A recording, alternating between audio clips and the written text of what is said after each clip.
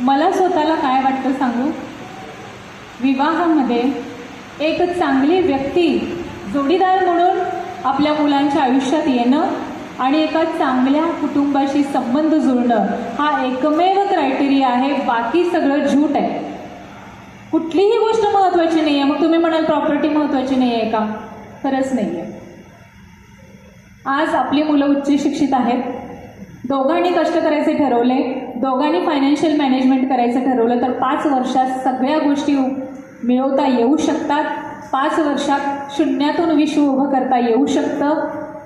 या उलट मुलगी जर खर्च करणारी असेल आणि मुलगा जुगारी आणि व्यसनी असेल तर प्रॉपर्टी 5 वर्षात शून्यावर यायला वेळ लागत नाही. Choice is yours. कशाला महत्त्व द्यायचं याचा निर्णय तुमचा आहे. तुमच्या काळामध्ये, माझ्या आईवडिलांच्या काळामध्ये आयुष्याचा संसार इतका सुंदर होता.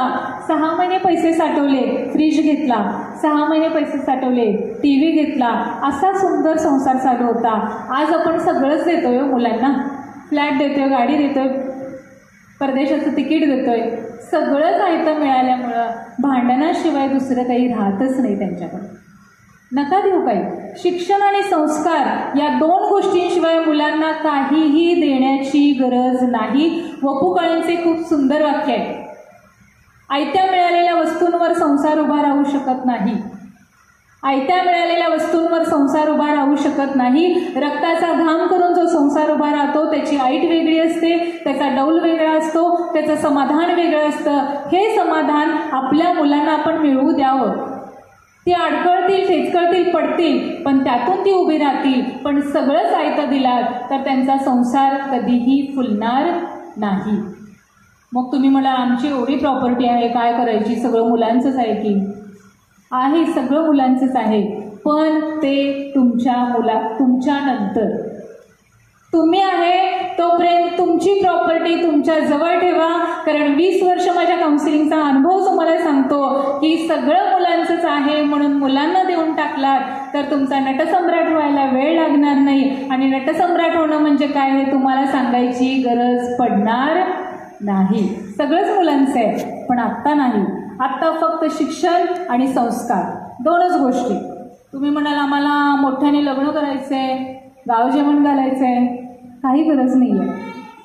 तुम्ही लग्न कसं करता, लग्नाला किती खर्च करता याचा आणि सुखी वैवाहिक जीवनाचा काडीचाही संबंध नाही. हा पैसा मुलीला उच्च शिक्षणासाठी द्या, मुलांना बिझनेससाठी द्या, पण अनावश्यक पैसा खर्च करू नका. अगदीच उतू चालला असेल तर गरीब मुलांच्या शिक्षणासाठी किंवा त्यांच्या लग्नासाठी डोनेट करा, पण अनावश्यक अशा पद्धतीनं पैसा वाया घालवू नका. मी तर मुलींना सांगते, आता तर अंबानींचं प्री वेडिंग झाल्यानंतर काय काय ट्रेंड्स येतात वी डोंट नो. मी मुलींना सांगते तुम्ही जरूर प्री वेडिंग करा, तुम्ही जरूर डेस्टिनेशन वेडिंग करा, तुम्ही जरूर परदेशात हनीमून करा, पण स्वतःचा पैसा घाला. मुलींना पण मी हेच सांगते, असेल हिंमत तर स्वतःचा पैसा घाला. मुलींच्या आईवडिलांचा पण नको आणि मुलांच्या आईवडिलांचा पण नको, कारण त्यांनी शिक्षण दिलं, स्वतःच्या पायावर उभं केलं, विषय संपला. जे काही आता विश्व उभं करायचंय ते तुम्ही करायचंय. त्यामुळे मुलांच्या लग्नाचा अनावश्यक खर्च करू नका. एक चांगली व्यक्ती आणि एक चांगलं कुटुंब या व्यतिरिक्त विवाह जुळवताना कोणतीही गोष्ट महत्वाची नाही. लग्न ठरलं की आपण काय काय विचार करतो बघा. हॉल कुठला ठरवायचा, बरोबर, केटरर कुठला सांगायचा, मेनू काय ठरवायचा, दागिने कुठे घ्यायचे, कपड्यांची खरेदी कुठे घ्यायची, आहेर माहेर काय काय करायचं, सगळं प्री वेडिंग कसं करावं, डेस्टिनेशन वेडिंग कसं करावं, हनीमूनला कुठं जावं, सगळ्या गोष्टीवर चर्चा होते. पण भावी वधूवरांना आयुष्याविषयी नेमकं काय हवं आहे आणि दोन्ही कुटुंबांना एकमेकांविषयी काय हवं आहे यावर बिलकुल चर्चा होत नाही. ही चर्चा होणं खूप गरजेचं आहे.